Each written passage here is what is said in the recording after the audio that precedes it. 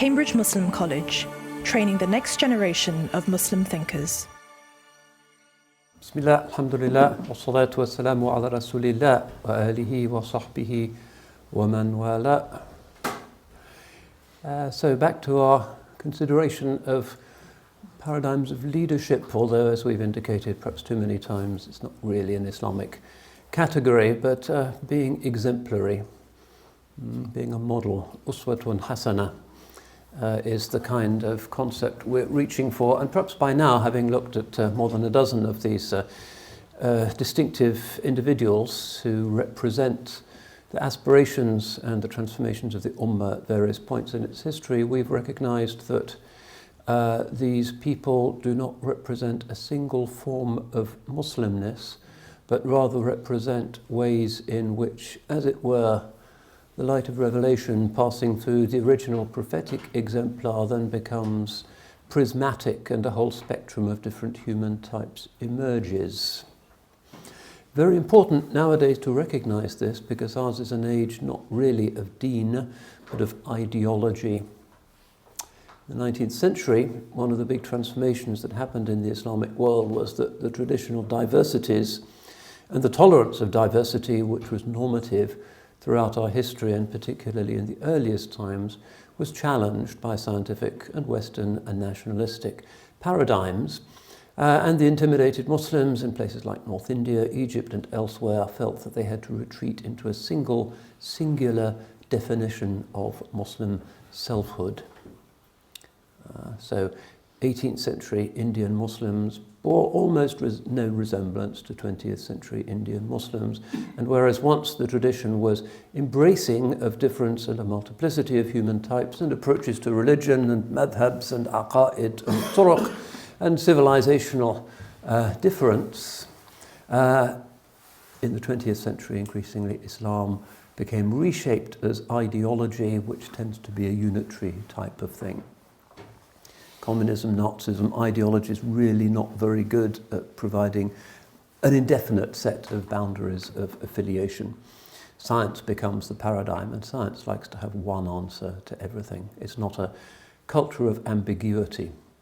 We've already referred to Thomas Bauer's great book, The Culture of Ambiguity, in which he maps the creation of the modern Muslim soul, traces it back to those transformations in the 19th century, where Muslims still colourfully enjoying their culture of ambiguity were confronted by stony-faced, black-clad Victorian missionaries who really didn't like the diversity and the splendour and the havoc of the East, and as a result Muslims retreated into defensive and often puritanical life forms. So we could say that part of our project is to see how Islamic authenticity is measured not in a defensive and reactive singularity, but rather in the affirmation of what the early Muslims called ri'ayat al-khilaf.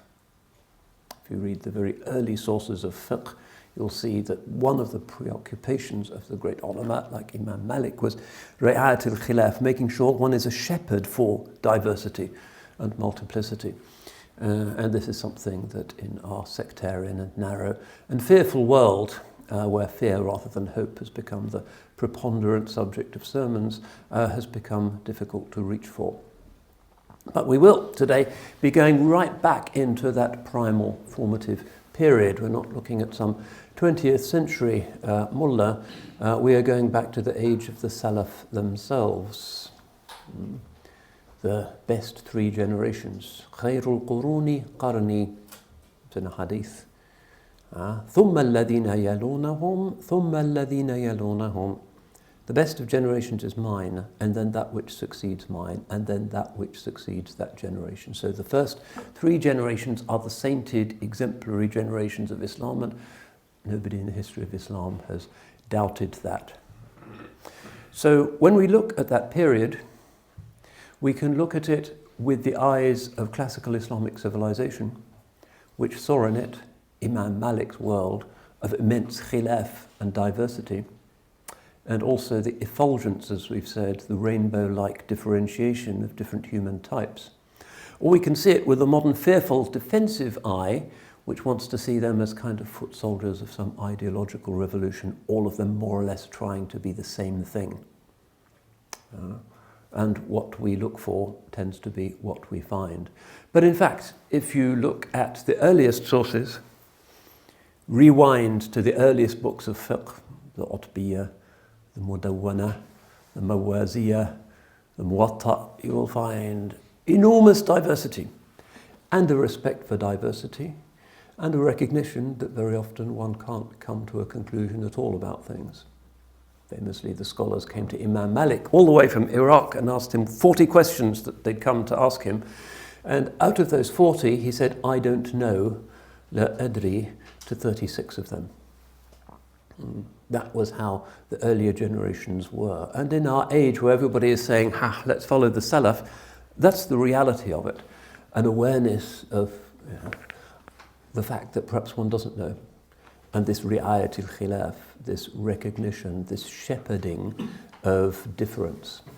So we're going to be going back into that sainted apostolic age and looking at one of its most spectacular individuals, and very many of them are extraordinary people, not least because of the difference between them. You see this in the Sahaba and the Tabi'een. These are not the foot soldiers of some communist party who all try to be exactly like the party leader. No, this is an emulation that produces this spectrum and this diversity. So if we have the courage to put aside the modern fearful insistence on Muslim sameness and a policing of boundaries, and to get back to the age of the Salaf themselves, if we are courageous enough to see our religion as a space where difference is something natural and to be celebrated, then we can start to get into the world, which is the world of the story that we're going to be tracing today. And the individual I want to look at is Hazrat or Sayyida Sukayna bint al-Hussein.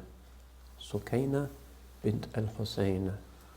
So the daughter of Imam al-Hussein. So she's from the third generation, great-granddaughter of the Holy Prophet himself. From the Ahl al-Bayt, particularly pure and absolute lineage. The Ahl al-Bayt today, if they're descended from Sukayna, will very much describe themselves proudly in those terms because her lineage continues. So from the Salaf and from the Ahl al-Bayt, daughter of al-Hussein, la ghubara alayha, as the Arabs say, no dust settles on her name. And as we chart her story, we will see how shallow and reductionist and miserable is the modern Islamic attempt to reduce Islam to nothing other than a kind of dull, fundamentalist, killjoy Puritanism. And the Salaf were not that. They were diverse. So the story here begins, and it really is, even though she's not remembered primarily for her life story, but for actually her contributions to Arabic literature. This is one of the things we'll be focusing on later on, Sukayna as a great literary critic. The story begins with a famous meeting during the Khilafah of Umar ibn al-Khattab, where he's together with the great Sahaba, and amongst them are Imam Ali and Imam Ali's two sons, and some of the other Sahaba, and they're talking about these amazing things that are happening to Islam in the time of Imam Omar, the expansion of Islam to become a great world power, the simultaneous conquest of Persia and Byzantium and those other places, and the move into North Africa. It's phenomenal. They're talking about this and saying, well, what does this mean? During this majlis, somebody nobody seems to know comes to the door and says, can I come in? And this is not the green zone in Baghdad with face recognition technology. No, this is Sayyidina Omar says, a stranger, welcome, marhaban, let him come in. So the man comes in. Nobody's seen him before. And this is in Ibn Hazm, Jamharat and Sab al-Arab. One of the good things about focusing on the biography of Sayyida Sukayna is that we actually have a lot of information about her. Part of the problem we have in determining the life story of a lot of Muslim women in the history of the Ummah is that usually through their own preference. It's kind of private and doesn't get written down, but partly because of her contribution to Arabic literature and partly because she's the daughter of Imam Hussein. We have a lot of facts. So here's Ibn Hazm, Jamharat Ansab al-Arab, who tells this story with particular clarity. So this stranger comes, على أنه ما كان يظهر بالباب حتى تعلقت به الأبصار وهو يتخطى رقاب الناس إلى الخليفة ليقدم إليه التحية. So the man comes in and then suddenly everybody is looking at him while he's stepping over people's shoulders. They're sitting on the floor in the traditional way in order to convey his greetings to the Khalifa. وأمسك القوم عن الحديث. Everybody falls silent.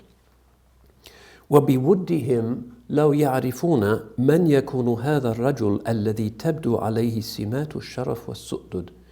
And they want to know, who is this man who really seems so dignified and of aristocratic bearing.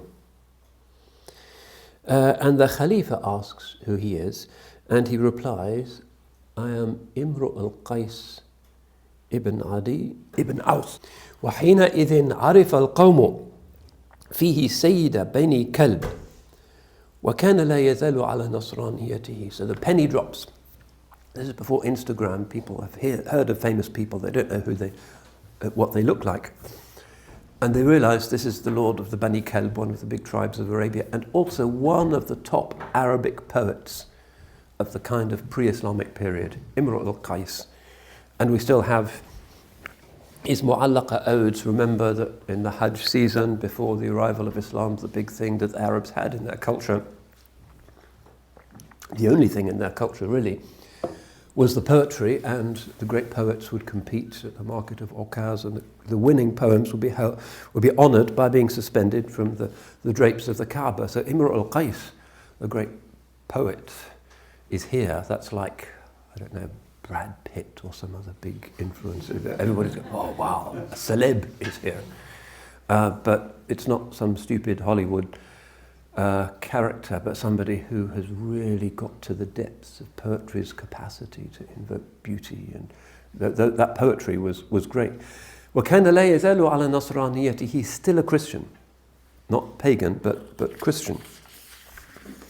So Omar amiably engages him in conversation, but of course he has just one thought in his mind: أَيُكْرِمْهُ اللَّهُ بِأَنْ يَدْخُلَ إِمْرُ الْقَيْسِ ibn Adi al-Islam ala yaday.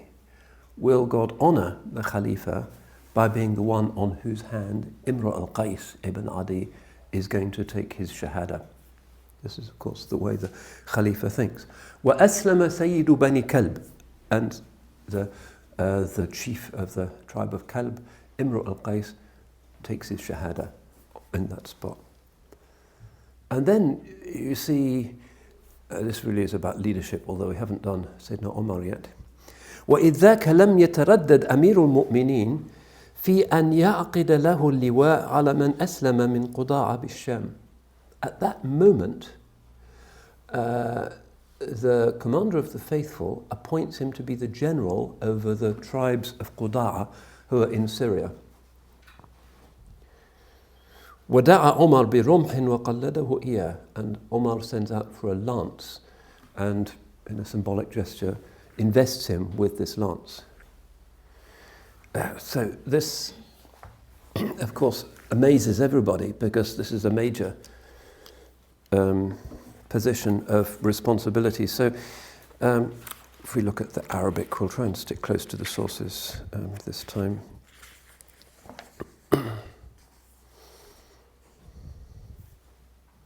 هكذا في أول اللقاء وليس للرجل سابقة في الإسلام. This is on the first meeting, and the man has no precedence in Islam. The tradition was that the Muhajirin and then the Ansar, that the length of your Islam was a major factor in being appointed to a high position. This guy has been a Muslim for a few seconds.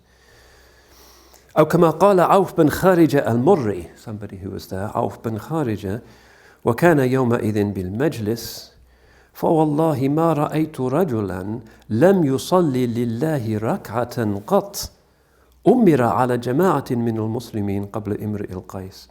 I've never seen a man who hasn't even prayed a single rak'ah given authority over a group of Muslims, the way Imru al-Qais was given this authority.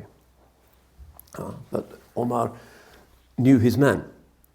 Part of leadership is making the right appointments. And then something else happens in this majlis, which takes us closer to the subject of our story. So the historians report this. ثُمَّ مَا رَأَى الْقَوْمُ إِلَّا أَنْ رَأَوْا علي ibn Abi Talib كرم الله وجهه يستأذن هو الآخر. So the guy leaves, and then the people are still kind of dazed by the shock of this event. Brad Pitt takes his shahada and becomes a field marshal, and they're processing this. And then they see Ali ibn Abi Talib takes his sons and go out to follow Imru al-Qais.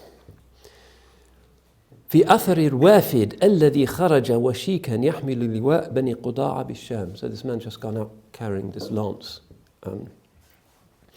وحث علي خطاه حتى أدرك إمرأ القيس. And so Ali hurries until he catches up with Imra al-Qais. فاستوقفه محييا.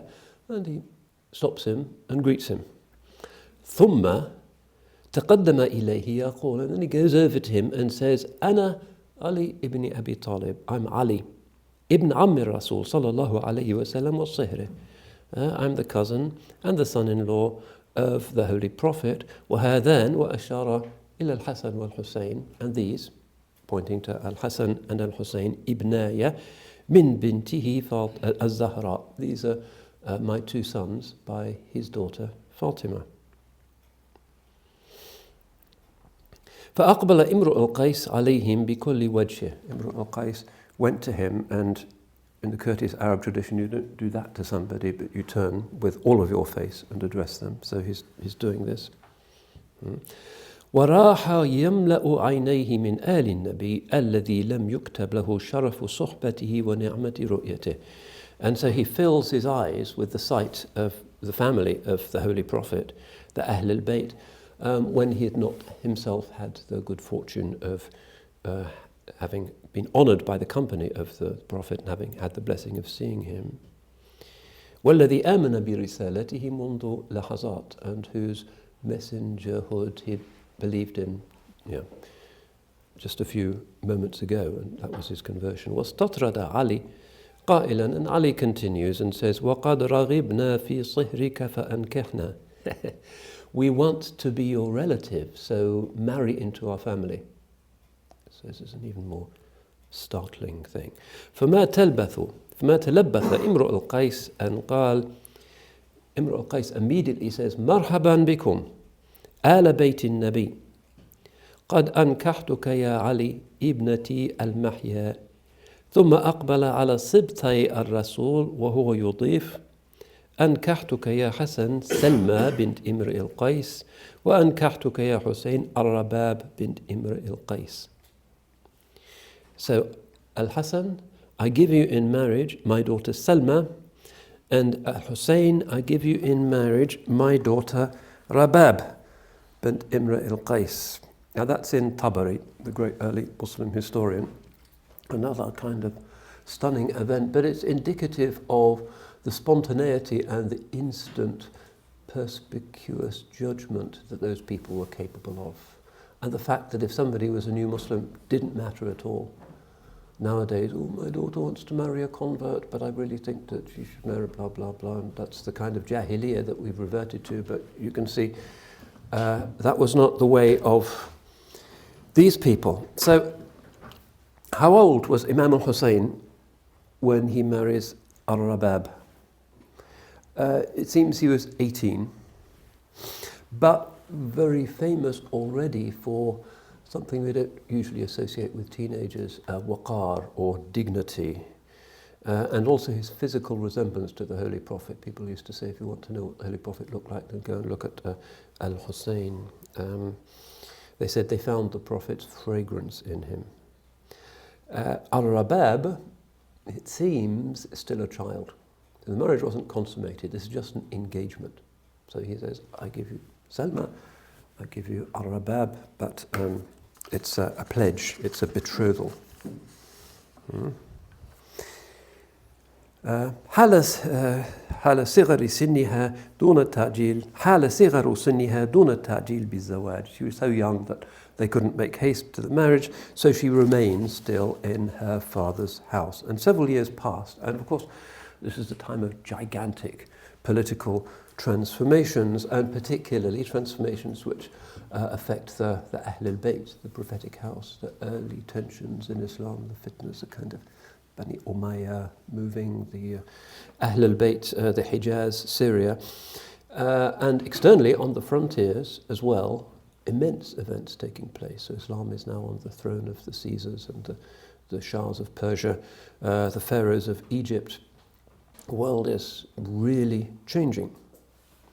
And then the Khalifa, Umar ibn al-Khattab, in the year 23 is stabbed to death by Abu Lu'lu'a, and of course there's an enormous political crisis. But under Uthman, as we saw in that paradigm lecture, the conquests continue unabated. And in the year 27, al-Hassan al-Hussein joined the army that's going into North Africa. 10,000 Muhajirin and Ansar are in Africa under Abdallah ibn Sa'ad ibn Abi Sarh, one of those amazing genius generals. After about 2 years in the field, they return victorious to Medina, and that's when the city is able to rejoice at Imam al-Hussein's marriage to Rabab. We're told a very simple wedding. A child is born, this is Abdullah ibn al-Hussein, and also a daughter. And then another political shock of a different kind. Hazrat Uthman is assassinated in the year 35, and then Imam Ali is hailed as his successor. His 2 sons by his side, and then he's assassinated by the Khawarij. Muawiyah is now Khalifa. Al-Hassan cedes authority to him in a formal pledging of authority, حِقْنًا لِدِمَاءِ الْمُسْلِمِينَ, in order to save Muslim blood.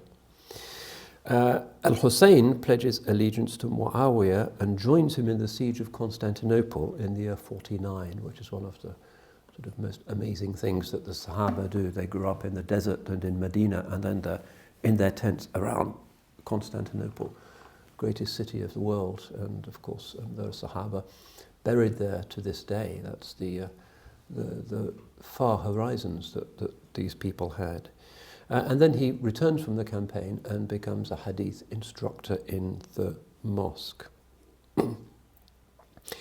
At some point in this time, although we don't really have a date for Sukayna's birth, Sukayna bint al-Hussein is born. You can more or less calculate, since the historians say she died in the year 117 of the Hijrah, that she was probably born around 47.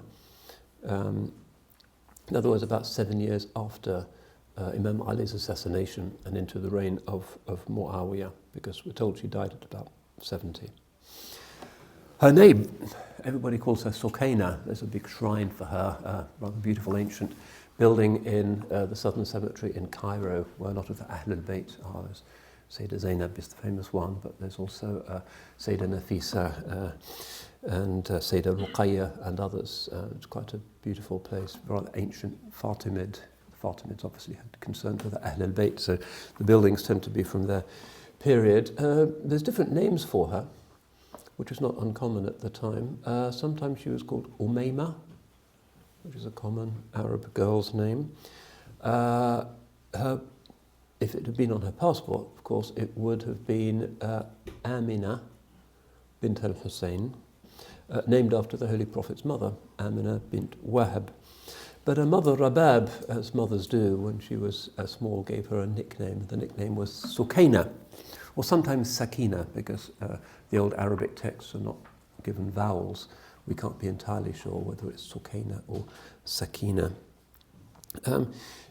And here there's a kind of irony, because Sukayna, Sakina, there's no Arabic word that indicates serenity and peace more than Sakina, but actually she was throughout her life an incredibly active and vivacious person, and was, we are told, like that also as a child.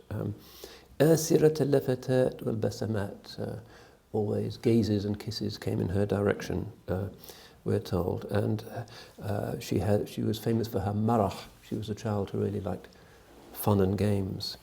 So why was she given the nickname Sukayna, Sakina, that Muslims now remember her by? Well, some historians speculate that it's because she brought, with her sort of tumbling around and her fun and games, peace into the prophetic house at a time of external turbulence, or that people felt Sakina, peace, when they looked at her. And it was a time of trauma, of course, and her joyfulness was a great compensation. When she was only 3, her uncle Imam al-Hassan died. Because we have, as I say, quite a lot of information about this, even into sort of family life, it's clear that Imam al-Hussein was really, really devoted to his womenfolk. And he was sometimes reproached for this. Some of the Arabs thought this sort of uxorious nature is not really what we expect of a hero, but he replied with a poem which has been preserved from Imam al-Hussein. لعمري إنني لأحب دارا تضيفها سكينة والرباب أحبهما وأبذل بعد مالي وليس للائمي فيها عتاب ولست لهم إن عتبوا مطيعا حياتي أو يغيبني التراب, which means something like, by my life, I love a house in which Sakina and Rabab are the guests. I love both of them, and I spend my money in their support, and I do not accept the reproach of anybody who would reproach me for that. And this is my life, and I will not obey the reproaches until the time when the dust covers me. This is narrated in many of the early texts of Arabic poetry, and indicates that he clearly was not interested in the kind of sort of more tribal, macho thought that you didn't really have a sort of strong affection for the women of your house. Sometimes it's thought that this reproach that Imam al-Hussein spent a lot of time with his family is based on the idea that some people thought that he should have been taking a more active political interest in the affairs of his time. You're spending all the time at home with your family and your little girl. You know that the Muslim Ummah needs you. That kind of reproach seems to have been around, but he's not going to put up with that. We know that Sukayna actually, in her kind of running about the house and her playfulness, always tried to avoid discussing the things that visitors were discussing, the political clouds that were gathering, in order to give him some sakina at home. But she was following the news and was very affected by the news because of the risks that it posed to her family. وَلَكِنَّهَا مَا سُمِعَتْ شَاكِيَةً وَلَا رُؤِيَتْ بَاكِيَةً. She was never heard to complain, nor was she known to be tearful.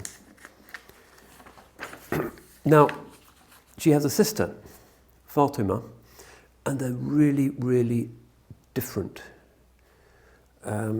Sometimes, she was asked, why is it that you're both daughters of the same father, and you're so unlike Fatima? Fatima's always in a corner praying and remembering the akhirah, and Sukayna is kind of rolling around the house giggling. I said, it was because of our names. You named Fatima after her grandmother, and you named me after Fatima's grandmother. She spent most of her life in the Jahiliyyah, the world of poetry. So Fatima was the austere figure. An example of a sort of slightly edgy repartee that she was famous for. Fatima is said to have been more beautiful than Sukayna, but didn't have her kind of playful spirit. There's various family reasons for that. Before the marriage, her mother had been through a very difficult divorce before that. That's one explanation that they offer. So she has her sister Fatima, who's very different, and she has her brother Abdallah, who we've already mentioned. She has half-brothers as well. Imam Hussein has other wives. These are important in the history of the Ahl al-Bayt. There's Ali al-Akbar. His mother is a woman called Layla bint Abi Murra al-Thaqafi, and his mother is Maymuna bint Abi Sufyan bin Harb. We need to think about that. If you look at their marriages, you can then start to step back from some of the later kind of conflictual readings of what's happening at that period. We think, oh, the Umayyads are against the Ahl al-Bayt and they hate the Sufyanids, and it's all a kind of like two families feuding with each other. It's easy to forget that Imam Ali had a son called Abu Bakr and another son called Umar. This is mentioned by all of the historians. These later projections of a simple dichotomy between Sunni and Shia. In this period, nobody would have understood any of that. You might have your political preferences. I think he should be Khalifa. I think he should be Khalifa. But the idea that this was some kind of cosmic split or battle between light and dark was just wouldn't have been recognized. And the later doctrines, the doctrines of the later infallible imams and so forth, in this generation, it's just ahistorical to say that these would have been understood. So note, Imam al-Hussein is marrying into women from Abu Sufyan's family, and that doesn't seem to be a problem.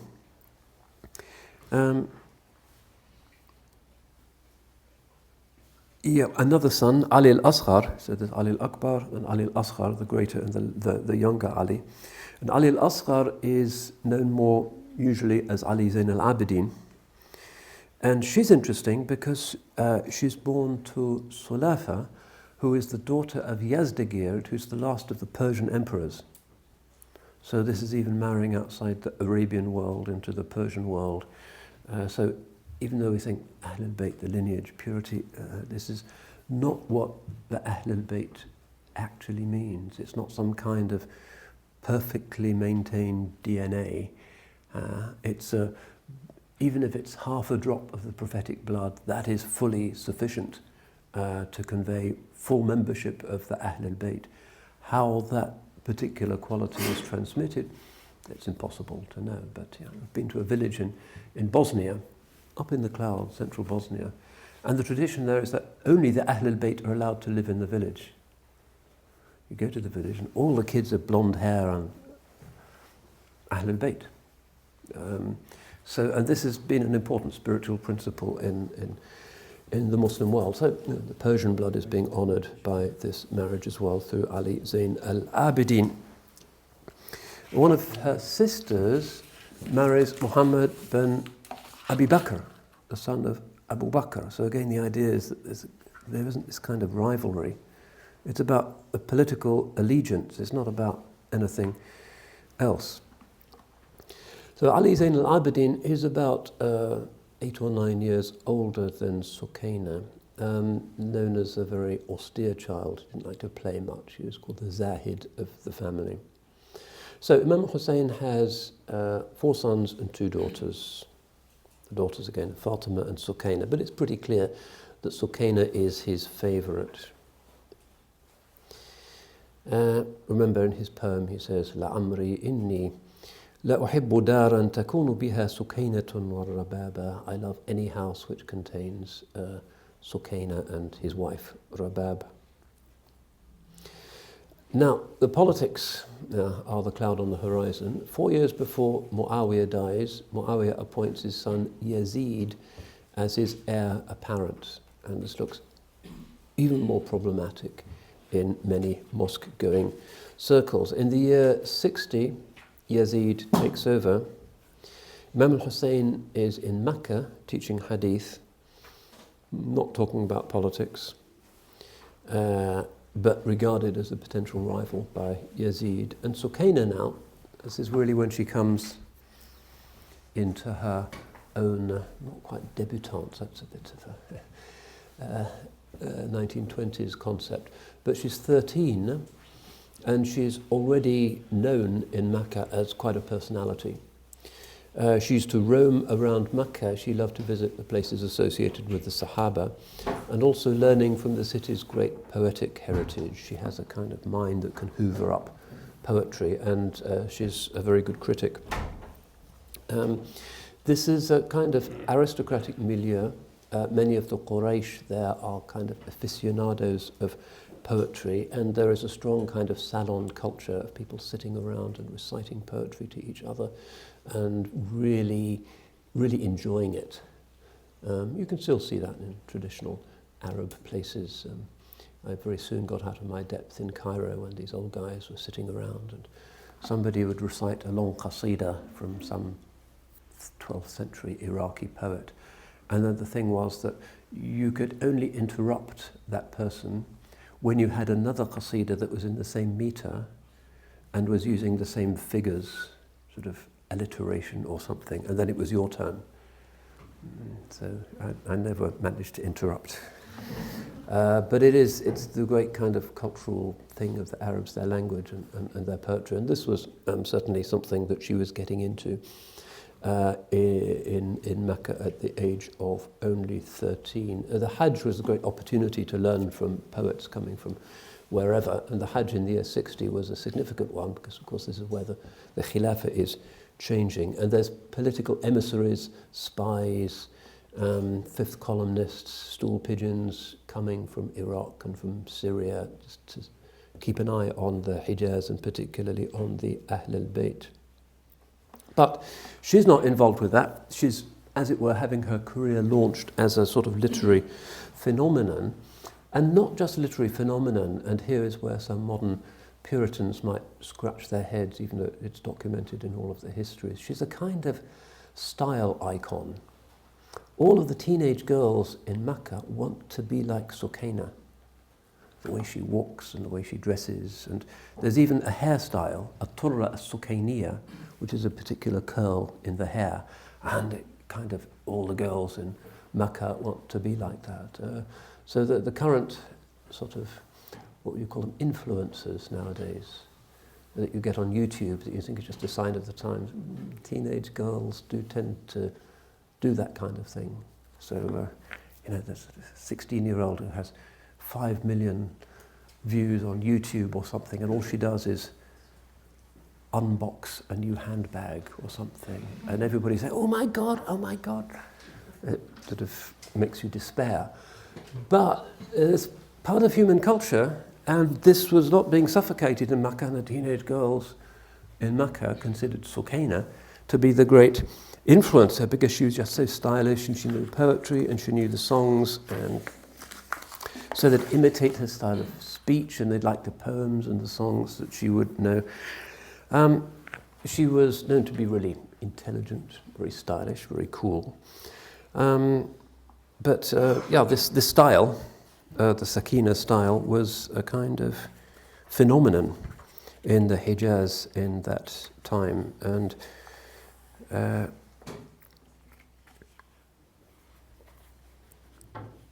so here's a historian's account of when she was a young teenager. وَإِذَا كَانَتْ حِسَانُ قُرَيْشٍ قَدْ أَئِيَاهُنَّ أَنْ يَأْخُذْنَ عَنْهَا نَبْلُ الْمَلَامِحِ وَجَلَالَ الطَّلْعَةِ ونور النبي فقد بقيت لهن بعد ذلك أناقتها يقلدنها حيثما استطعن. So all of the beautiful women of Quraysh were struggling to learn the nobility of her gestures and the majesty of her stature, posture perhaps, and the prophetic light which was in her. And after that, they were fascinated by her elegance, anaqa. يُقَلِّدْنَهَا حَيْثُمَا اسْتَطَعْنَا. They would emulate her elegance whenever they could. وَشَاعَتِ الطُّرَّةِ السُّكَيْنِيَّةِ.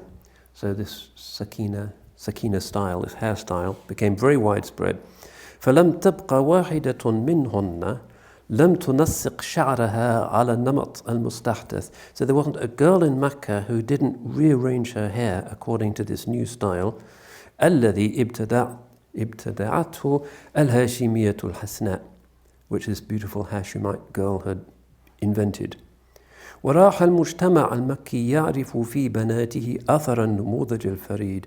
And everyone in Meccan society was aware in their own daughters of the influence of this remarkable style leader. ويصغي إلى ما يتناقله القوم من أنباء ظرفها ونوادر دعابتها الذكية المرحة.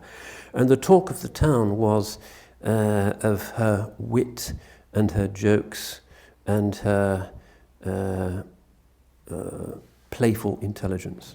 So she's young but already an influencer. Now, of course, inevitably, all the young men in Makkah want to marry her. The only one who took a practical step was somebody called al-Hassan al-Muthanna, who is the son and heir of Imam al-Hassan, so her cousin. So he goes along to Imam al-Hussein to try his chances. And historians, unfortunately, don't really tell us what happened in that encounter. But we know that Imam al-Hussein answered him like this. So he says, "Can I marry your daughter?" Imam al-Hussein says, اخترت لك ابنتي فاطمة فهي أكثر ابنتي شبها بأم فاطمة بنت رسول الله صلى الله عليه وسلم إنها ذات دين وجمال. So he replies, "I've chosen for you my daughter Fatima because of my two daughters, she is the one who most resembles my mother Fatima, the daughter of Allah's Messenger. She is the mistress of religion and beauty." So we don't know what went wrong. Maybe in the young man's confusion he'd forgotten to mention which daughter he wanted to marry. We don't really know, but this is Imam al-Hussein's view. And then, interestingly, look at what the girl's father then says. وَأَمَّا Sukayna, as for Sukayna, فَغَالِبٌ عَلَيْهَا الْإِسْتِغْرَاقُ مَعَ اللَّهِ فَلَا تَصْلُحُ لِرَجُلٍ. She is overcome by her connection to God, and she is not suitable for any man. So all the teenage girls in Makkah think, "Oh my God, I want to be like Sukayna," and she does this. The father, who really knows her, says she's with God, not suitable for marriage, at least not at this time. So that seems paradoxical, but her father knew her and believed or saw that her kind of stylishness and her humour was a reflex designed to raise the spirits of the family after the disasters that had befallen them. In other words, it was kind of put on to some extent. Let me cheer up Dad by telling him some crazy joke about the cow that fell over. Who knows? But just cheer him up because he's getting so much bad news. And in private, it seems he recognized that she would throw herself into private devotions, and istighraq, which means like drowning in devotion or the divine presence. And it's really important to bear this in mind. Imam al-Hussein was speaking frankly and knew his daughter and didn't say, "No, she's immature or she's too superficial." No, he said she's with God. And it's important because often later in the history of Arabic literature, she's remembered as this kind of stylish fashion icon who really hangs out with poets and singers. Not very serious, but that wasn't her father's judgment. And others do say that she was madrabul mathal fi taqwa wal iman. She was proverbially pious and believing. Now, some people say, well, she was pious when her father was alive, and then when he died, she got into poetry and singing and stuff. But we know when she was an early teenager, when she was still in Imam al-Hussein's house, that she was doing these things in Makkah. In any case, Hassan al-Muthanna gets to marry Fatima. That marriage does go ahead. Sukayna stays in her father's house. Now everybody in Makkah now knows of Sukayna, لا تصلح لرجل. She's not suitable for any man. which Imam al-Hussein himself has said of his daughter. So, of course, the young men are now kind of confused. And the interest of the young men diminished. Some thought she's just above me. She's great-granddaughter of the Prophet, and she's really into prayer and stuff, and all the teenage girls are into her shoes or whatever. But Imam al-Hussein says she's something different. Some, it said, fell into yes or despair. They just couldn't bear it. She wasn't available. But others were cherishing the hope, and one of them was a very significant local young man called Mus'ab ibn al-Zubayr, who is, note this again, from the family of Abu Bakr as-Siddiq. The Zubayrids are opponents of the Bani Umayyah, but they're from Abu Bakr. And his father is al-Zubayr ibn al-Awam, who's one of the great Sahaba, and who is the grandson of Khuwaylid, who is the father of Khadija.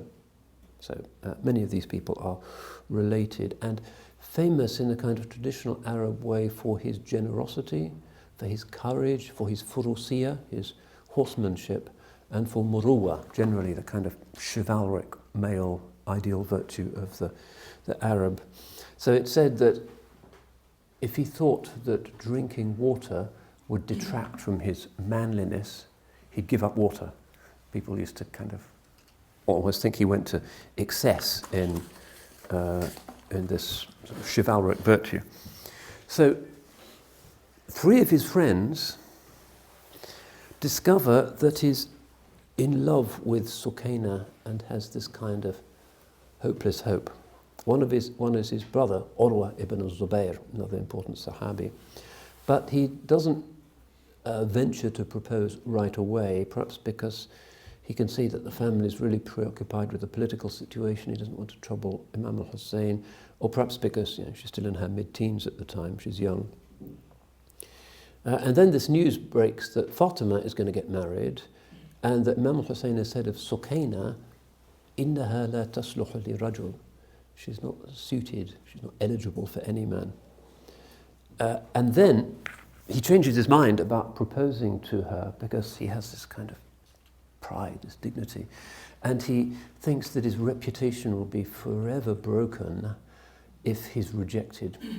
He can't stand the scandal. He goes to somebody asking for his daughter in marriage, and he's declined, and he says he could never carry that. So he says he now has to fight his love. Death would be better than rejection. And there's other stories of Makkah at the time, the sensation that she was causing. One of them is Omar bin Abi Rabi'a, who is maybe the greatest poet of this early Islamic period. He's called Omar, and actually he's born on the day Sayyidina Omar dies. And there's an ongoing controversy in the study of Arabic literature as to whether his poems, which are all love poems, he doesn't have any other theme, and his diwan of poems, one of the great monuments of Arabic literature, is all about his exploits with women, whether some of them are actually about Sukayna. And this is a big argument in modern sort of Egyptian faculties of Arabic literature. At the beginning of the 20th century, somebody called Zaki Mubarak says, well, Omar actually was this kind of Don Giovanni, and he's got all of these girls' names in his poems.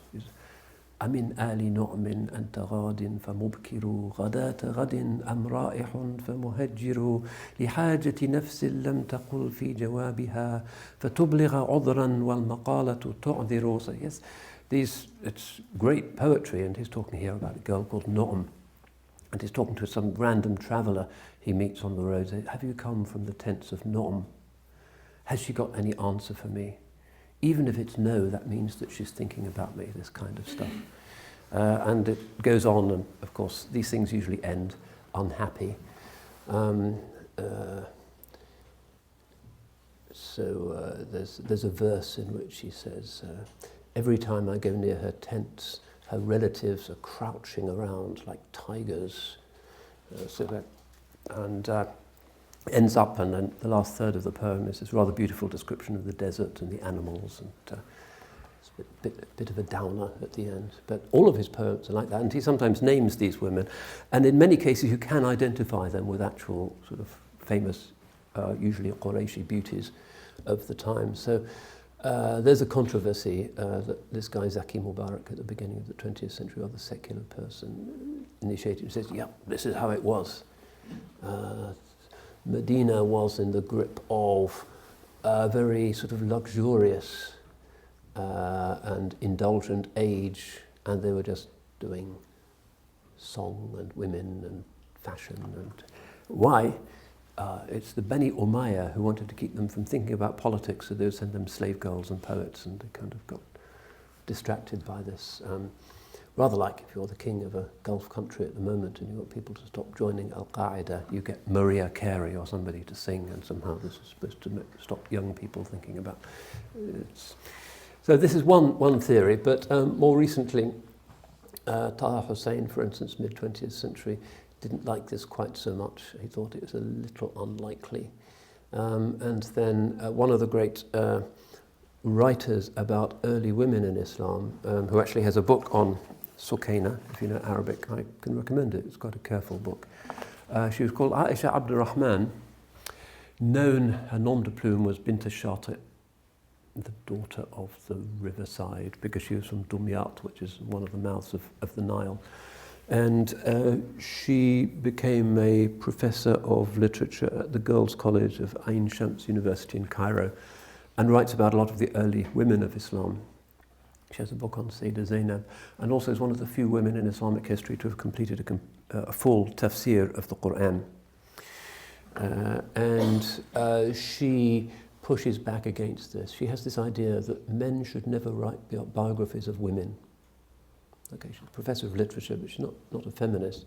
She says you can't really understand how women's lives operate unless you're a woman yourself. And so in her book she often says, these stories have been written by men, and they think she's some kind of airheaded person who's into singing and fashion, but they don't really understand woman's experience and the woman's mind, as she calls it.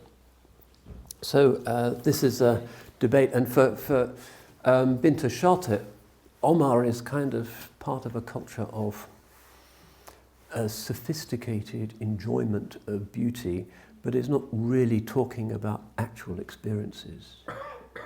I lifted the flap of her tent. And that didn't happen. It's a kind of fiction that is the basis for the subsequent history of Islam and amatory verse, which I want to talk about later on. Let me do the biography first, because unless we understand this literary context, we won't really get a sense of her achievement and how she's remembered. So Omar bin Abi Rabi'a writes these amazing poems, and some of them maybe are about her, maybe not. There aren't any solid manuscripts that indicate that her name, Sukayna, is in any of his poems, definitely. They seem to be in some manuscripts, but then you have another manuscript, the same poem, and it's not Sukayna, it's Sa'ida. Nobody can really tell. But in any case, this Hajj takes place, and it's a great literary festival as well. And then, famously, during the Hajj, 10,000 warriors of Iraq turn up, some say 40,000, saying, we're going to defend the Ahlul Bayt and Iraq from this guy Yazid in Damascus. Come and join us in Kufa. The Sahaba, and it seems his family, urge Imam al-Hussein not to do this. His brother, Muhammad ibn al-Hanafiya, urges him not to do this. Abdullah ibn Abbas urges him not to do this, but he brings his family on the long journey from Mecca to Kufa, which is where the governors of Iraq reside. So she has this last vision of the city of Mecca from behind the curtains of the hawdaj, the litter on which she's riding on her camel. And they go to Iraq, and the story of Karbala is a little bit outside topic, but she's there, so we need to mention it briefly. And she's one of the witnesses to what happened. They encamp outside Kufa, and there's the Iraqi army. But the Iraqi army is not on their side. And they get this one of the most pathetic letters in history, message from the people of Kufa saying, our hearts are with you, but our swords are against you. So Imam al-Hussein is there with the people who have come with him, said to be 73, and the Syrians and the Iraqis and the 10,000 heroes who now are thinking better of their pledge of allegiance. And we all know the calamity that happens, and the Imam al-Hussein's womenfolk are there. Al-Rabab, his wife, is there in a tent in the middle of this little encampment. And al-Hussein's sister Zainab is there, and Sukayna is there, and some other women. And the night before the battle, Zainab goes out, it's a famous story, and she hears al-Hussein reciting poems that indicate that he's expecting death tomorrow. He's there sharpening his sword, getting his armour ready, and hearing this, she screams. In the middle of the night, people hear Sayyidah Zainab screaming, and the other women come saying, what's happening? And he then tells the women that if he dies, they are not to do the traditional mourning things. They're not to slap their cheeks. They're not to tear their clothes. وَلَا تَقُلْنَ هَجْرًا. Don't say anything inappropriate. And the women lower their heads and agree. And then there's silence. And then one of the women is heard crying, and it's Sukayna. And al-Hussein reproaches her and says, you were always the one who used to cheer me up. And then he tells Rabab to take care of her. She's in the late teens, but mum still has to do this. And then he leaves them, stands up to pray. They're in the tent. And the next day, the conflict begins. And they hear this noise, the clashing of swords, and the screaming and the shouting and the chanting around the tent. They're in the tent. Quite dark because the tents are made of camel hair, and but around them there's the heat and the catastrophe. And then the flap of the tent is roughly pulled, and they're told to get out. And Sukayna sees the light of day, and she sees the bodies of the heroes lying everywhere. There's the body of her father, Imam al-Hussein, his uncles, her brother Abdullah ibn al-Hussein is there, dead. Her half-brothers, Ali al-Akbar, Ja'far, other family members. She's a family girl. These are the people she loves most, all dead. Some historians say that she threw herself on her father's body before the soldiers pull her away and make her walk kind of, barefoot with the other prisoners to Kufa.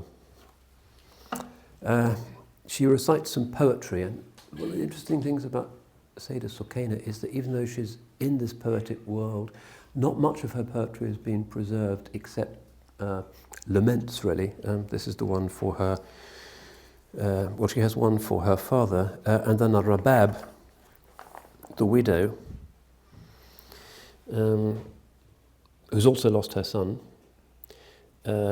is reciting this on the way to Kufa.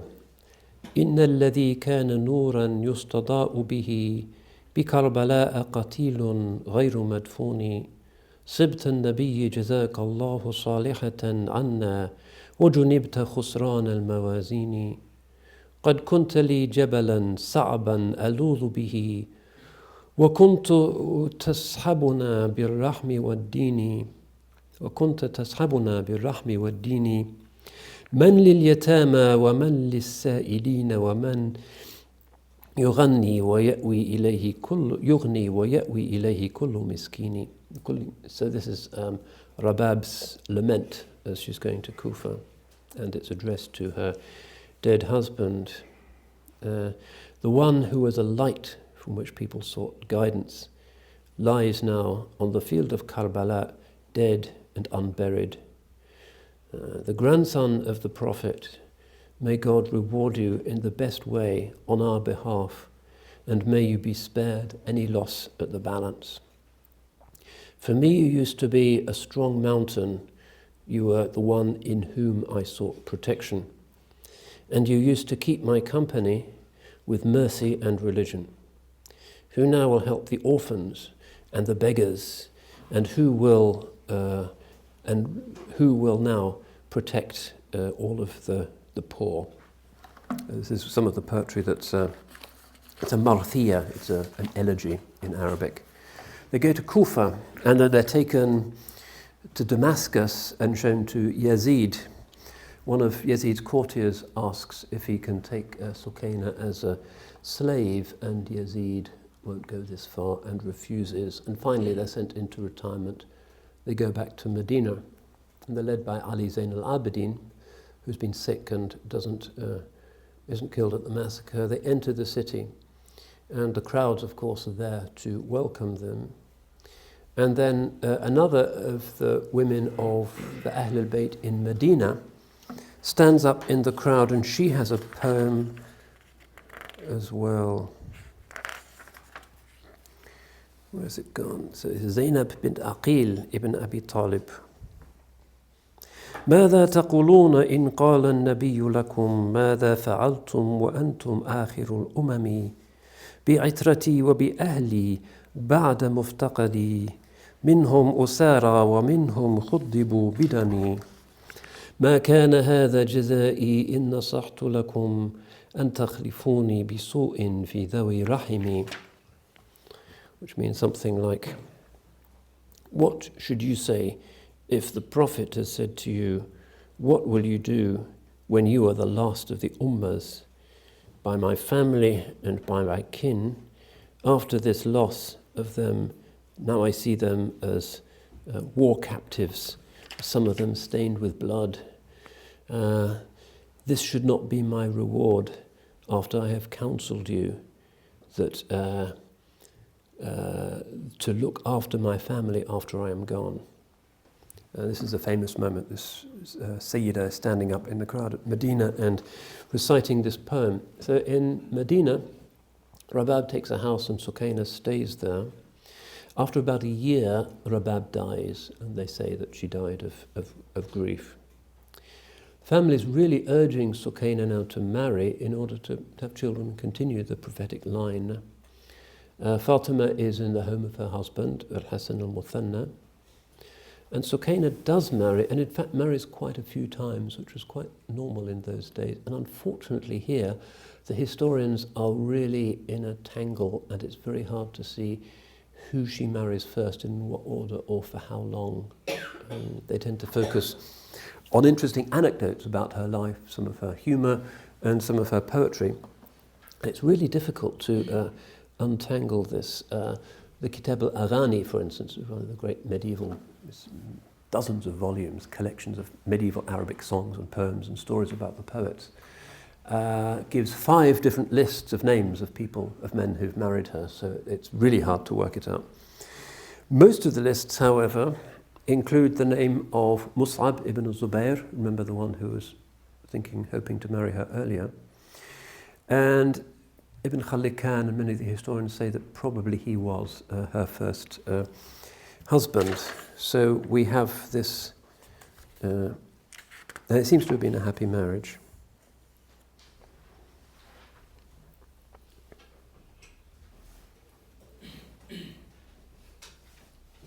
Yeah, there's lots of poetry about his courage and his manliness, his virility.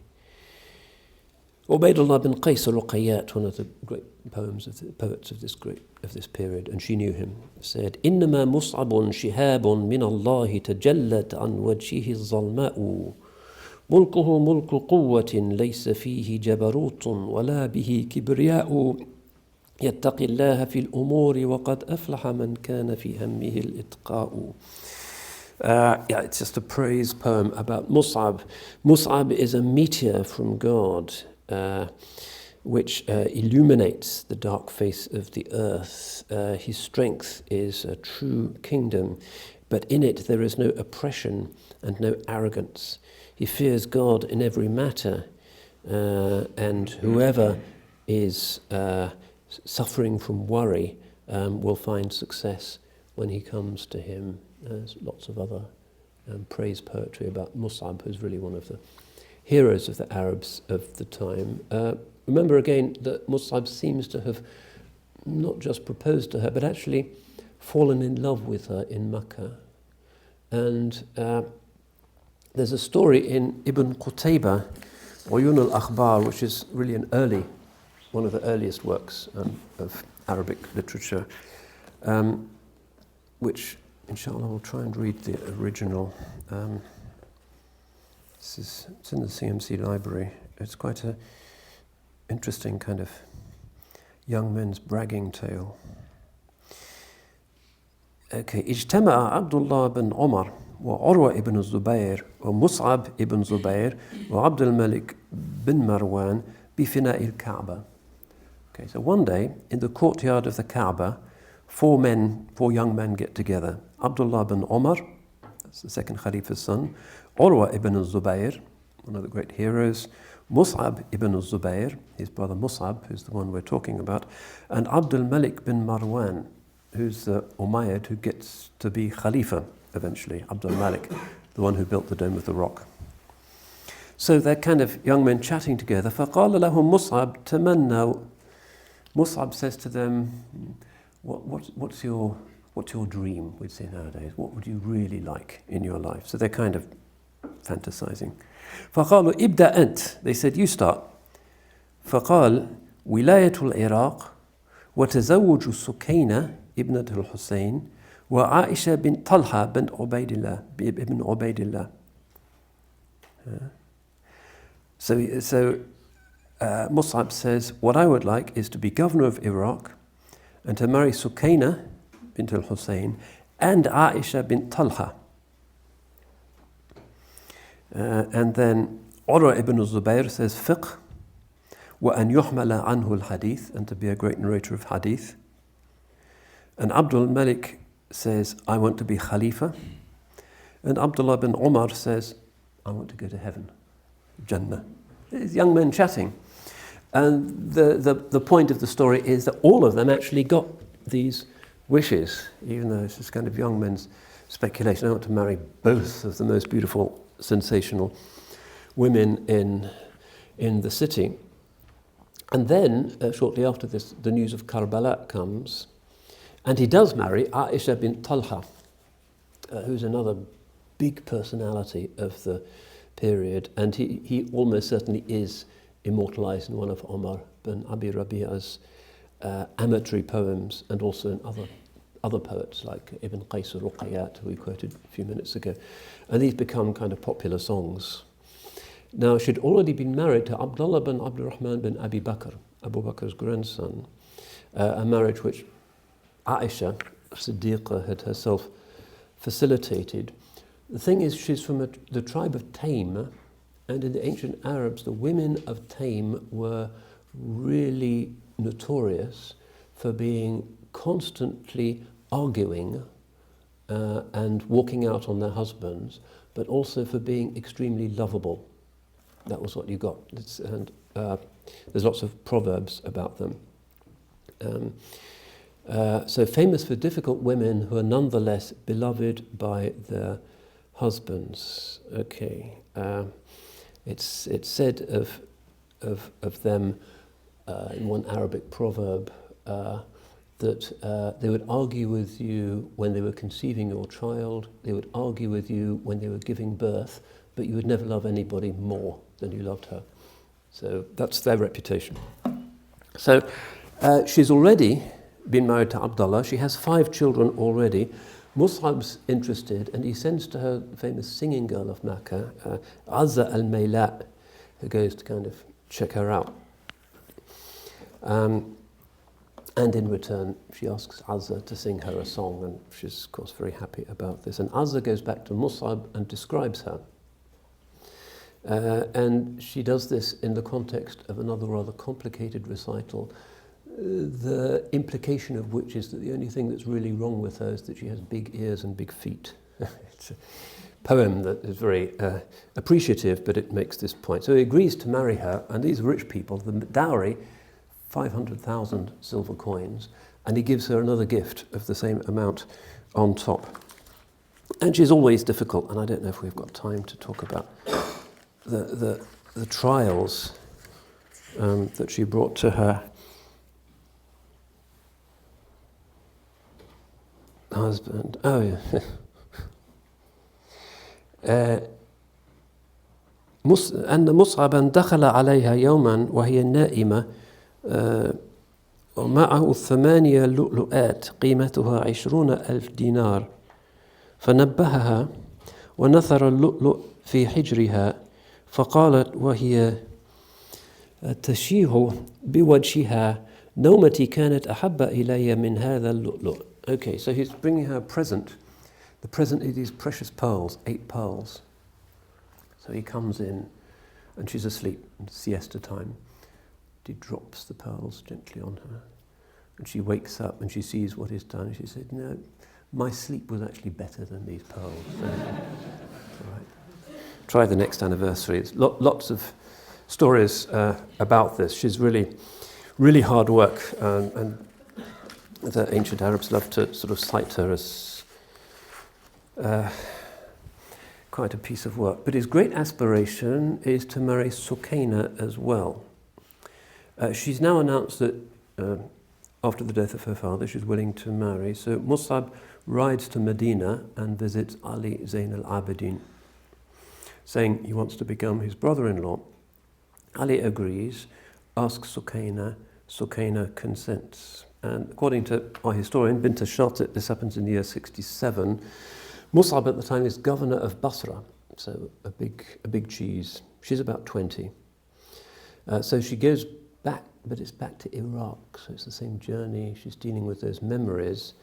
And she enters her new home, and in the traditional style, she's met first by her co-wife, Aisha bint Talha, who dresses herself magnificently for this. And in the home of Mus'ab, she resumes her old kind of bright and cheerful and carefree manner. Maybe, if you want to psychologize this, because she's back in Iraq, Karbala is not far away. She remembers the humiliation of being taken in kind of rags and chains to the governor's palace in Kufa. This is another way of blocking out those bad memories. And there was a certain human psychological response. They say, for instance, why do the Jews have the best sense of humor? Jewish humors. Everybody likes Seinfeld. Because of their dark history.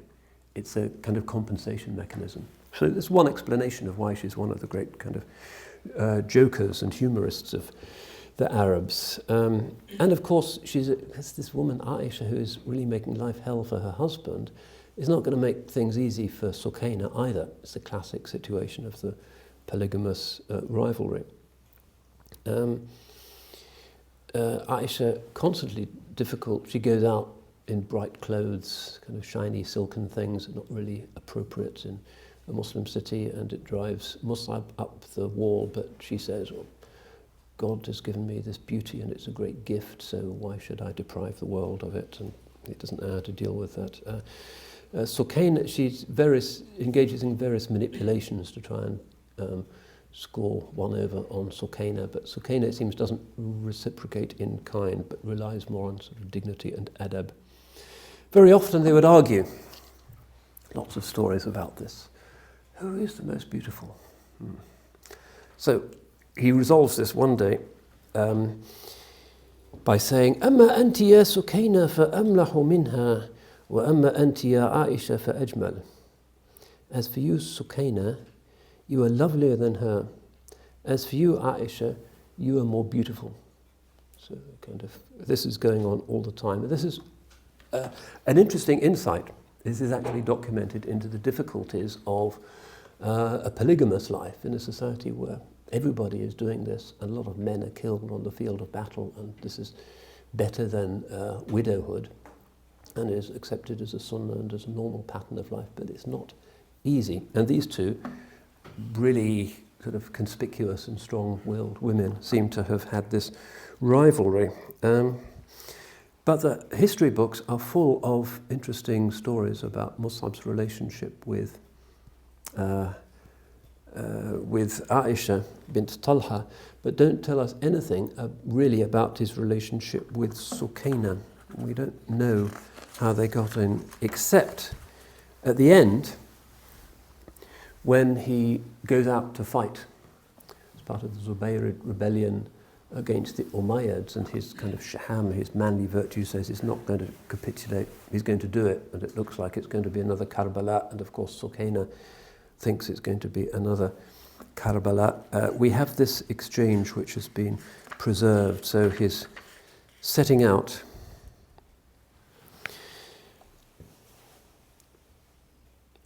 لما دخل على سكينة يودعها وقد تهيأ للخروج لقتال عبد الملك. When he goes in to see Sukayna to say goodbye to her and was getting ready to go out to fight against Abdul Malik, صاحت من خلفه, as he turned to leave, she shouted, وحزناه عليك يا مصعب. I'm really sorry about this Mus'ab. فالتفت إليها وقال أو كل هذا لي في قلبك. And he turned to her and said, is all of that for me in your heart? قالت أي والله وما كنت أخفي أكثر. And there's something hidden which is even greater. Now that indicates that she really loved him and was realizing this at that moment. And of course he is does lose on the field of battle. Abdul Malik manages to bribe most of his soldiers who abandon Mus'ab, who is killed. And in the governor's palace, the news reaches her and she's devastated, but also furious against those who had betrayed him. It says Iraqis again who make promises and then change their minds. It looks like another Karbala. So this is a tragic life, really.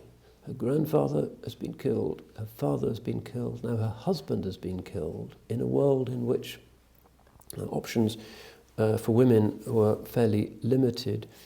So the people of Kufa haven't been on her side. They come, their best turbans, to offer their condolences. We're so sorry, Sukayna bint al-Hussein. She knows that they're snakes and that they've behaved treasonably. So famously, as they leave, she has some words for them.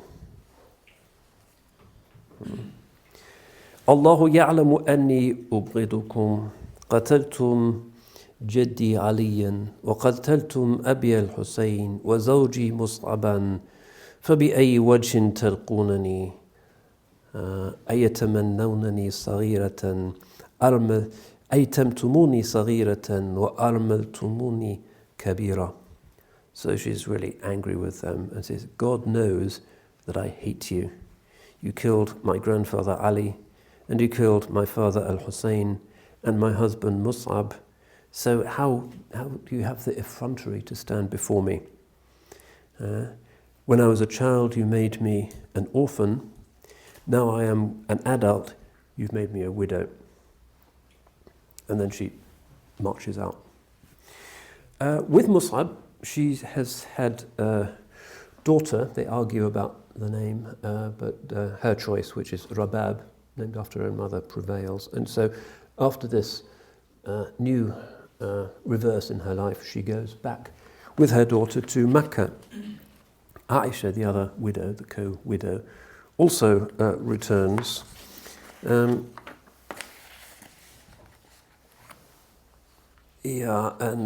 immediately people want to marry Aisha, and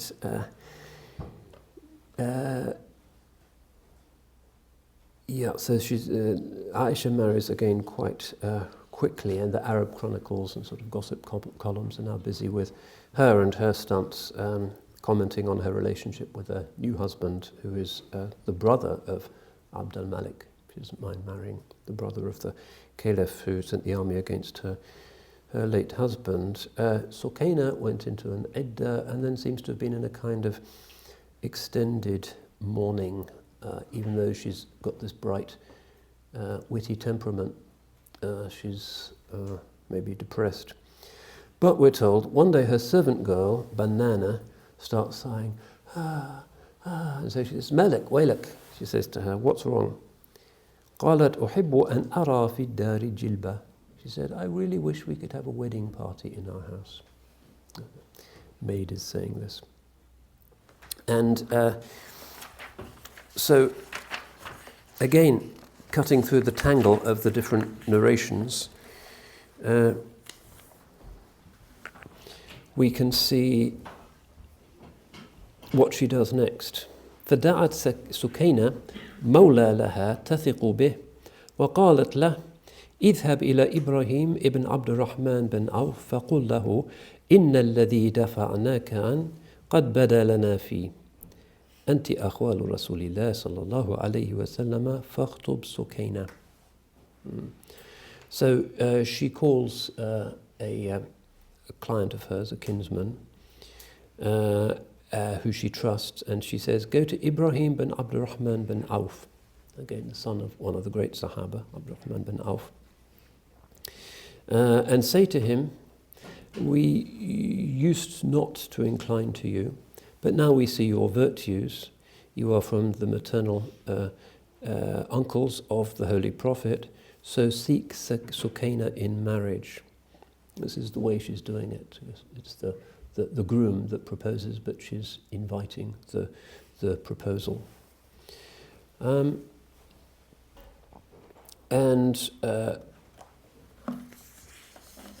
After Mus'ab had died, he had already proposed, it seems, and she'd called him, given him a flea in his ear, but now she seems to have changed her mind, and Ibrahim is happy, so he calls all of his relations, dozens of people, to go to the house of Ali Zain al-Abidin to make the formal proposal. And this crowd is kind of noticed in Medina. The gossip gets around, and some are outraged. هذه الحمقاء تريد أن تتزوج إبراهيم بن عبد الرحمن. That stupid woman wants to marry that man, Ibrahim bin Abdul Rahman. He wasn't really considered worthy of her, even though her father, Abdul Rahman bin Auf, is one of the Ashara Mubashirin bil Jannah, one of the 10 men explicitly promised paradise in the hadith. And so the families get together, some of them have sticks, and there's a kind of fight outside Zain al-Abidin's house. And the noise reaches Sukayna's house, and she tells her maid, oh, there's your wedding party. And the marriage is called off. This is interesting. The society is still tribal, and the old kind of caste system is still understood. You notice that Sukayna doesn't mind effectively taking the initiative and proposing to somebody who in the traditional hierarchy is some way beneath her. Doesn't really seem to matter, but the society can't cope. And so she kind of gives up and gets another proposal from al-Isbagh bin Abdul Aziz bin Marwan, who is the brother of the righteous Umayyad Khalifa, Umar bin Abdul Aziz, and this she accepts. So see again the lack of kind of tribal concern. He's an Umayyad from Abdul Malik's family. The Ahl al-Bayt is supposed to be at daggers drawn with the Bani Umayyah. Here's the daughter of Imam al-Hussein. She doesn't mind a proposal from an Umayyad, and they marry. At least it's kind of agreed. They exchange vows, qabul and ijab.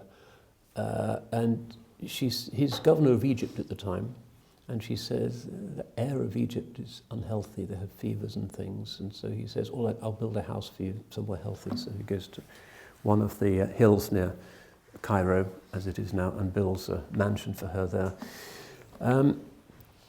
Then his uncle, the Umayyad Khalifa Abdul Malik, writes to him saying, no, divorce her. He can remain as governor of Egypt, or he can remain as the husband of Sukayna. That's the choice. So he thinks about this and he actually divorces her without the marriage ever having been consummated. And he sends her 20,000 gold coins by way of an apology. Why did Abdul Malik issue this order? Another upset in Sukayna's life. Some say it's because he was jealous. Some say it's because he was angry at the money spent on constructing the mansion. We don't know. Another suitor comes along, Abdullah bin Uthman al-Hizami, Mus'ab's nephew, another one from the Zubayrid faction who have risen up against the Umayyads in Mecca and in Iraq. And this time the marriage is considered by the sort of extended families and the chattering relatives and aunties to be all right, and so the marriage does go ahead, and this seems to have been a time of stability and security for her. She becomes a mother again. She has a son Uthman, and Uthman bin Abdullah is actually the ancestor of all her present-day living descendants. That's where the line goes. Another son called Hakim, and then Rabiha, who marries al-Abbas, who's the eldest son of another Umayyad Khalifa, al-Walid. He was one of the great generals, fights against the Byzantines in Asia Minor. So again, you see the Ahl al-Bayt not hesitating to marry their daughters into the family of the Bani Umayyah, and a lot of modern day polarities find this very hard to conceive because those hatreds are very deeply rooted as a result of various manipulations and misunderstandings. If you've ever been to Damascus and you go to the graveyard there, there's the tomb of Muawiyah and there's the tomb of Yazid, and they have enormous steel cages around them because of the crazy people that want to attack and desecrate the graves, because they were allegedly enemies of the prophetic house, rather than it just being politics, and you get the sense of the real unresolved tensions that are there. But if you look at the Ahl al-Bayt, they married their daughters to Umayyads, and they seem to have been very open-hearted about this. There's other things that we learn, and I really want to get into her sort of impact on the growth of Arabic poetry a bit. But I think these family things are important because we do here get an insight into a kind of messy human reality rather than some kind of idealistic plaster saint. It's always praying and the husband is perfect and everything is lovely and Islamic. And this is a real life, and these are real circumstances, and it's a difficult life. All of those bereavements of family members who she deeply loved, husbands who die one after another, political catastrophes, the difficulty of being Ahl al-Bayt in that time. Precarious, but she maintains her high spirits more or less throughout. So another suitor comes along. After Abdullah dies, they're married for about 8 years. Seems to have been a happy time for her. Somebody else comes. It's always regarded in those traditional Arab societies as kind of wronging a woman to leave her on her own as a single parent. It's part of her dignity that she should be married. This time it's a really strange story. This is Zayd bin Omar bin Uthman bin Affan, so his grandson of Uthman. Again, the idea that the Ahl al-Bayt are against Uthman's family, the fact that it's Uthman's grandson, does not concern her. She's probably in her late 40s by now. And he says he really wants to marry her, and she can specify any conditions she wants. So she says there's 3 conditions. I'm going to be your only wife and you won't touch any other woman. I have total access to all of your wealth. I can take whatever I want. And you never restrict my movements. I can go wherever I like and you facilitate that. In that world, that's kind of... Now, in Sharia, she's allowed to say things like that, even though it's kind of pushing at the boundaries, but in that position, she can put those things in the contract. And another thing that's odd is that his nickname is that he is Abkhalu Quraysh. He's the meanest, stingiest man in all of Quraysh. He's absolutely notorious for doing kind of shocking things, and the fact that she's now going to have the PIN number of all of his bank accounts. Yeah, but she's quite something. He agrees. The third conditional, she can go wherever she likes, and he'll have to facilitate that. That's strange in that world. So some people nowadays in Arabic literature call her an Arab feminist. A bit anachronistic, really. But certainly she insisted in having very considerable power and autonomy. Now, Zayd has this reputation as being very tight, and when they hear of these conditions as unlikely marriage, people in Mecca are a little bit uncertain and anxious. But they get married. So there's lots of stories in Arabic literature, some of them even in the Arabian Nights, about the kind of funny things that happen between them. The greatest miser of Quraysh married to this aristocratic Quraysh woman who really likes to give money and to hold big parties, and very hospitable, very generous. So, for instance, an example of her generosity and not really thinking about wealth is that when she did the Hajj one year, she had her 7 pebbles for the Jamarat. She dropped one of them, and how does she get it back? She just pulls off her big ring and throws that instead. She just, she wants to do her obligation. And she really doesn't care about wealth. Money flows through her finger. So of Zayd's meanness, they say that on the Hajj, husband and wife come on the Hajj with their own provisions, 5 camel loads of food. In the evening, she orders the table to be laid, and then some people come along and say, we'd like to greet Zayd, one of the noblemen of our people, can we greet him? And then Zayd knows that they're going to go for the food, and so he says, ow! And he has this terrible stomachache, and he said, oh, I'm really not feeling well. Awa khasirati, oh, my belly. Bismillah, idfa'u ta'am, take the food away. Hatu tiryaq wal ma' al-har. Take the food away, bring me some medicine and some hot water. So the guests, of course, think, well, this is not a good moment, so they go away. After they're gone, the food comes back and they have a nice dinner together. So lots of stories about this. Yeah, and there's even another story which is kind of even more extraordinary, but it may not be true.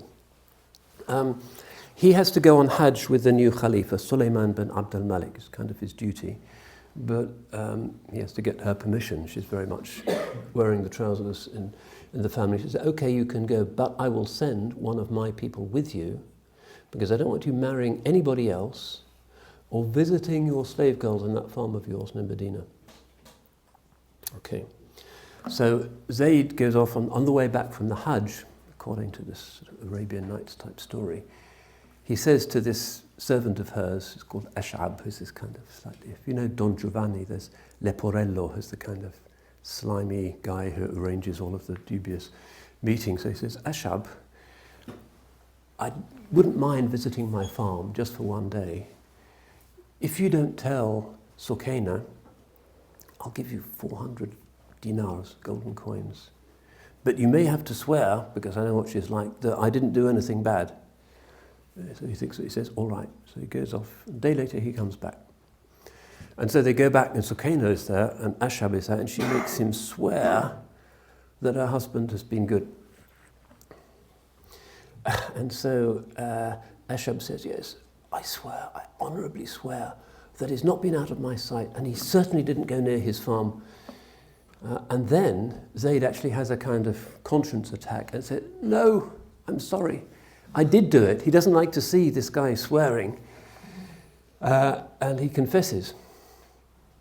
And then according to the funny story, of course, she divorces him. And for Ash'ab, who's her kind of treacherous leporello, she devises a strange punishment. She spends the money on a very 400 dinars she takes from him. And she orders the carpenters of Medina to make this really complicated box in which she puts a few chickens' eggs. And she says, if any of these eggs don't hatch, you'll be for it. And so he has to physically keep the eggs warm in this strange contraption until they hatch. That's his punishment. So a very kind of unusual, witty woman. And then the Khalifa says, no, you can't be divorced. And so he orders for them to get back together again. So let's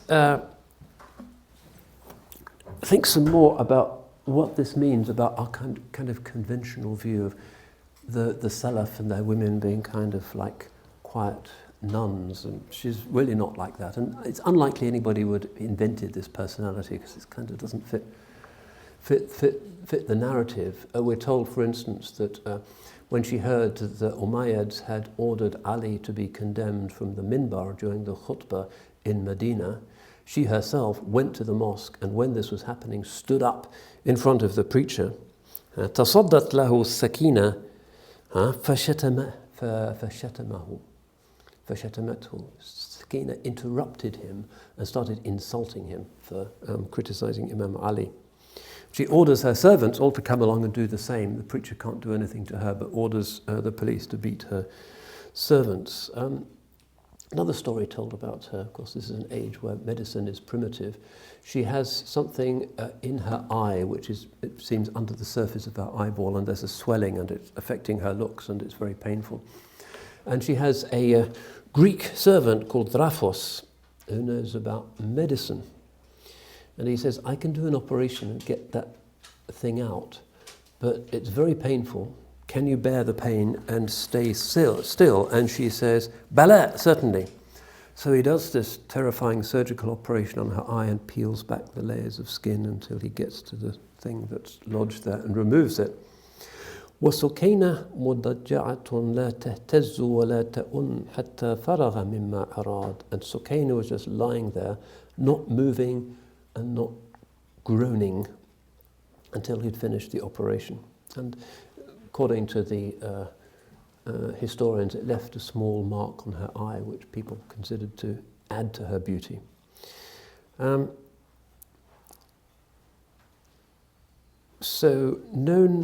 Let's just talk briefly about the literary side of it. She dies in 117-736 in the city of Medina. And we mentioned Omar bin Abi Rabi'a and the amatory verse. And again, people are puzzled when they're told that the great impact that Islam had on the poetry of the Arabs was to create a huge tradition of romantic verse. And it's true. And these poets used to gather in her house. This is the age of Layla and Majnun. It originates from that period, and Majnun is said to have been a real person called Qais. And we have his diwan and his kind of infatuation with Layla, which has given us that idea of courtly love, because apart from a few verses which may well be spurious, it generally is very chaste verse. There's no kind of explicit stuff. Most of it is kind of soliloquizing in the encampment after the beloved's gone, God knows where, and remembering happy days with her. This is the time of the poet Jamil and his beloved Buthayna.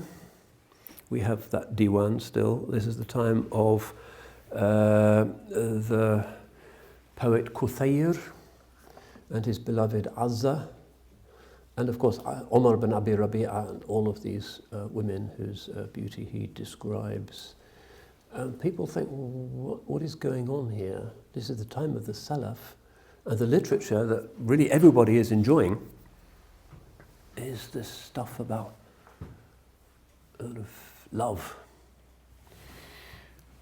This becomes very important in Islamic history because the idea of the quest for the beloved becomes probably the most popular mystical trope. Layla becomes the absent divine, and Rumi says he wants to unveil Layla, to be united with Layla, and he's lost her, and this kind of spiritual nostalgia, and that sort of almost Platonic streak of love as nostalgia in Islamic civilization really takes its cue from that early period, and it's not really much there in the pre-Islamic Jahili verse, which is rougher and more pessimistic. There is a genuine romantic dimension, what they call al-hubb al-udri, sort of chaste love, present in this period, and it's sensationally good poetry. And as we've seen, the teenage girls in Makkah and everybody, and her house in Medina becomes a kind of literary salon, and she tries to get all of these people to recite for her. So there's a famous incident in which the three great sort of poetry singers of the time were resident in Medina at the time, and the greatest of them, Ibn Surayj, wanted the fourth greatest, who was Hanin al-Hiri, who lived in southern Iraq, to come and join them so they could have this amazing session of all of the great poetry reciters together in Sukayna's house. And Hanin accepts the invitation, comes to Medina, and they all go together to Sukayna's house, and she has a big banquet prepared, and then they ask Hanin to sing for them. And everybody in Medina wants to hear this. And of course there's no microphone, so people get really close to the house and they climb up onto the roofs of the neighbouring house, so many that one of the house roofs collapses and people are hurt. So these people are really celebrities, both Jarir and Farazdaq, two of the great early Arab poets, who had this great rivalry between them. Half of their poetry is kind of poking fun at the other one, saying he's no good in battle, he's no good in love, and then the other one replies, and it's this naqa'id. adversarial poetry of Jiri and Farazdaq are some of the great masterpieces of Arabic literature. And the Kitab al-Aghani preserves a kind of sense of what this would have been like. And it seems that when these poets were present, Sukayna would very much be in charge of the majlis. She would be behind a screen, and she wouldn't speak herself, but she would write a question or a request for a poem on a piece of paper and get her servant girl to take it around, and then she would read it out. And she would say, Kuthair, are you the one who said? And then you'd get the verse. And then Kuthair would say, yes, this is my poem. And then she would criticize it. It's not quite good enough, and this other poem is better, and if only you'd said that, and this is a little bit inappropriate. And she would always give them a gift at the end of it.